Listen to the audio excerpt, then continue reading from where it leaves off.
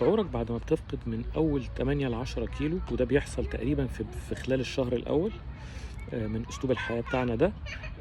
بيبقى شعور جميل جدًا. لإن أنت بتبدأ بتروح تقيس لبس تلاقيه وسع عليك، بتروح تشتري حاجات بتلاقي نفسك بتجيب مقاسات أقل. الشعور ده في حد ذاته بيخلّي عندك الاستمرارية. كل ما هتبدأ تنزل كيلو، كل ما هتحس إنه بان عليك.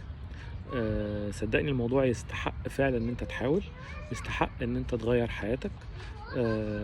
الموضوع معايا هيبقى عبارة عن مجموعة عادات هتحاول تكتسبها، وبعد كده لوحدك هتلاقي الموضوع مشي معاك وبدأت وزنك ينزل تدريجي، وأنت لوحدك بعد كده هتلاقي إن أنت مش عارف تغيّر العادات دي وخلاص خدت على أسلوب الحياة اللي يحافظ لك على الوزن بتاعك.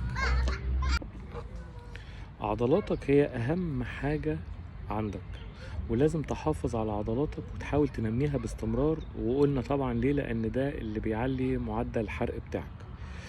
لازم تعرف إن تمارين المقاومة أو تمارين الحديد في حد ذاتها، سواء باستخدام الحديد كأوزان أو باستخدام وزن الجسم زي تمارين الضغط أو تمارين البطن، دي بتحافظ على العضلات وبتنمي العضلات، وده في حد ذاته حتى في رحلتنا بتاعة التخسيس بيحافظ أول حاجة على عدم وجود ترهلات في الجلد، وبيحافظ على شكل الجسم بعد كده ما يبقاش في نوع من فقدان العضل مع الدهون.